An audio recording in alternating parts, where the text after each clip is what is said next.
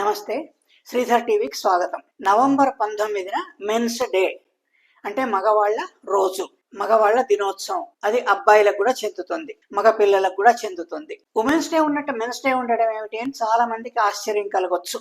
మహిళలకైతే చాలా రకాల కష్టాలు ఉంటాయి, అణిచివేతకు గురవుతారు, ఇంట బయట కూడా రకరకాల సమస్యలు ఉంటాయి. కాబట్టి వాళ్ళ సమస్యలు చర్చించడానికి, వాళ్ళ ఎంపవర్మెంట్ కోసం ఉమెన్స్ డే ఉండొచ్చు. కానీ మగవాళ్ళు మగ మహారాజులు అంటాం కదా, వాళ్ళకేం సమస్యలు ఉంటాయి, వాళ్లకు ఒక డే ఉండడం ఏమిటి అని అంతా భావించవచ్చు, ఆశ్చర్యపోను వచ్చు, కొందరు నవ్వను వచ్చు, కొందరికి తమ సమస్యలు ఏమిటో తమకు తెలియదు. నేను ఇక్కడ మగవారి గురించి చెప్తున్నానంటే అది మహిళలను తక్కువ చేయడం కాదు. నాకున్న సమాచారం మేరకు, దొరికిన స్టాటిస్టిక్స్ మేరకు వివరాలను మీకు వెల్లడిస్తున్నాను అంతే. అంటాం గాని మగవాళ్లకు అనేక సమస్యలు ఉంటాయి, అవి ఎవరికి చెప్పుకోరు. సాధారణంగా మగవాళ్ళు ఎవరికి చెప్పుకోరు. ఒకవేళ ఎవరికన్నా చెప్పుకున్నా కూడా వాళ్ళు పెద్దగా పట్టించుకోరు. కొన్నిసార్లు అయితే చాటుకో నేటుకో నవ్వేస్తారు. అట్లా నవ్వుల పాలయ్యే సందర్భాలు కూడా ఉంటాయి. అప్పట్లోనైతే మగపిల్లలు ఏడుస్తే ఏమిటి ఆడపిల్లలాగా అట్లా ఏడుస్తున్నావు అనేవాళ్ళు. ఆ రకంగా ఆడపిల్లలు ఏడుస్తారని ఆడపిల్లలను తక్కువ చేయడం, మళ్ళీ ఆ తక్కువ చేసిన వాళ్లతో మగపిల్లలను పోలుస్తూ మగపిల్లలను కూడా తక్కువ చేయడం ఉండేది. అంటే కనీసం ఏడ్చే హక్కు కూడా మగవాళ్లకు మగపిల్లలకు ఉండదు. మగవాళ్ళు ఏడ్చినట్టయితే అదో తక్కువతనంగా సమాజం భావిస్తుంది, వాళ్ళు కూడా అట్లాగే భావించేటట్టు చేస్తారు. ఈ మెన్స్ డే అనేది 1960 నుంచి అమెరికాలో జరుపుకుంటున్నారు. ప్రపంచ వ్యాప్తంగానేమో 1999 నుంచి జరుపుతున్నారు. మగవాళ్ల సమస్యలు చర్చించడానికి, వాళ్ళ మానసిక శారీరక ఆరోగ్యాల గురించి కూడా చర్చించడానికి, వాళ్ళ పైన కొంచెం సానుభూతి తెలియజేయడానికి, వాళ్ళ సమస్యలను సహృదయంతో అర్థం చేసుకోవడానికి ఈ రోజును జరుపుకుంటున్నారు. సాధారణంగా మెన్స్ డే రోజున మగవాళ్లను అభినందించడానికి ఎర్ర గులాబీలను ఇస్తారు. మీకెవరికైనా సానుభూతి ఉన్న అబ్బాయిలకు, మగవాళ్లకు 19 నవంబర్న ఎర్ర గులాబీలు ఇవ్వండి. అట్లా మీ సింపతిని వాళ్లకు తెలియజేయండి. ఎంత కష్టానికైనా ఓర్చి కుటుంబాన్ని పోషించడం, కుటుంబానికి ఆసరాగా ఉండడం, కుటుంబాన్ని రక్షించడం తమ బాధ్యతగా మగవాళ్లు ఫీల్ అవుతారు. వాళ్ళు అట్లాగే భావిస్తారు. ఈ విషయంలో వాళ్ళు నిస్వార్థంగా వ్యవహరిస్తారు, తిరిగి ఏది కోరుకోరు, ఒక నిబద్ధతతో కూడిన బాధ్యతగా వ్యవహరిస్తారు. మగవాళ్ళు తమ కుటుంబం కోసం, ముఖ్యంగా తమ పిల్లల చదువు సంధ్యల కోసం ఆఫీసుల్లో ఎక్కువ గంటలు పనిచేస్తారట.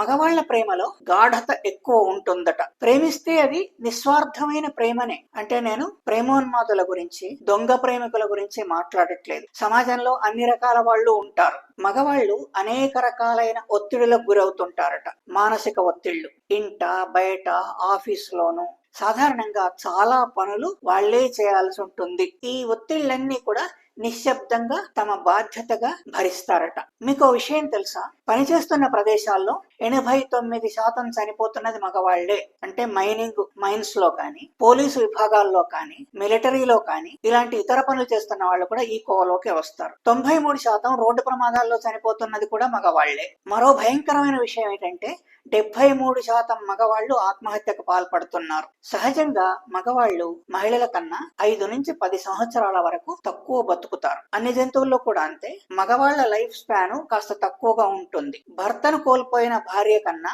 భార్యను కోల్పోయిన భర్తలు తొందరగా మరణిస్తున్నారట. కారణాలు అనేక ఉన్నాయి. ఒకటి తోడు లేకపోవడం, తోడు లేకుండా ఉండలేకపోవటం, మరోటేమో ఎక్కువగా తమ భార్యల పైన ప్రతి పనికి ఆధారపడడం, భార్య పోయిన తర్వాత మందుల విషయంలో శ్రద్ధ చూపకపోవడం, సమయానికి మందులు తీసుకోకపోవటం, తిండి విషయంలో కూడా అజాగ్రత్తగా ఉండటం, సరిపోయినంతగా తినకపోవటం ఇత్యాది అనేక సమస్యలతో, మానసిక సమస్యలతో వాళ్ళు పాపం తొందరగా చనిపోతున్నారట. మరో విషయం 498A కేసు అంటే కట్నం వేధింపుల కేసు, ఇతర రకాలుగా అత్తవారింట్లో కోడళ్లను వేధించే కేసు. ఈ కేసులు సాధారణంగా మహిళలు తమ భర్తల పైన రిజిస్టర్ చేస్తుంటారు. 2023లో 1,33,000 కేసులకు పైగా రిజిస్టర్ అయినాయి 498A కేసులు దేశవ్యాప్తంగా. 2023 నాటి గణాంకాలు 2025లో బయటకు వచ్చాయి. మరి అన్ని కేసులు వచ్చాయి కదా, దాంట్లో నిలిచిన కేవలం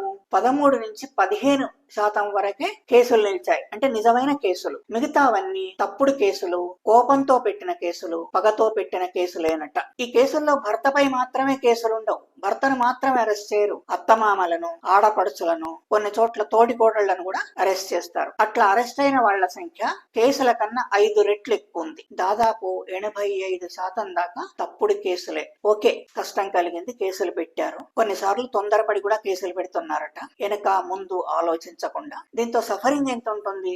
ఒకసారి ఎవరైనా పోలీస్ స్టేషన్ కి వెళ్ళినా, జైలుకి వెళ్ళినా వాళ్ళ పరిస్థితి ఏమిటి? వాళ్ళ కెరీర్ మొత్తం దెబ్బతింటుంది. సొసైటీలో చిన్న చూపు మొదలవుతుంది. కోర్టు చుట్టూ తిరగడాలు, లాయర్ ఫీజులు, కోర్టు ఖర్చులు, ఇవన్నీ తడిసి మోపెడవుతాయి. ఆర్థికంగా కూడా చితికిపోతారు. ఉద్యోగాలు కోల్పోయిన వాళ్ళు కూడా కోకొల్లలు. అట్లా బాధలన్నీ అనుభవించిన వాళ్లలో పాపం కొందరు ఆత్మహత్యలకు కూడా పాల్పడ్డారట. ఇలా రకరకాల సమస్యలు మగవాళ్లను వేధిస్తుంటాయి. వాటితో వాళ్ళు అనునిత్యం సతమతమవుతుంటారట. అట్లాగే ఆటగాళ్లను, నటీమణులను, ఇతర రంగాల్లో ప్రసిద్ధి చెందిన మహిళలను తీసుకున్నట్టయితే వాళ్లకు తండ్రి ప్రోత్సాహమే ఎక్కువ ఉంటుందట. కొన్ని సందర్భాల్లో వాళ్ళు సొసైటల్ నార్మ్స్ ను ఎదిరించాల్సి ఉంటుంది, సొసైటీతో కూడా పోరాడాల్సి ఉంటుంది.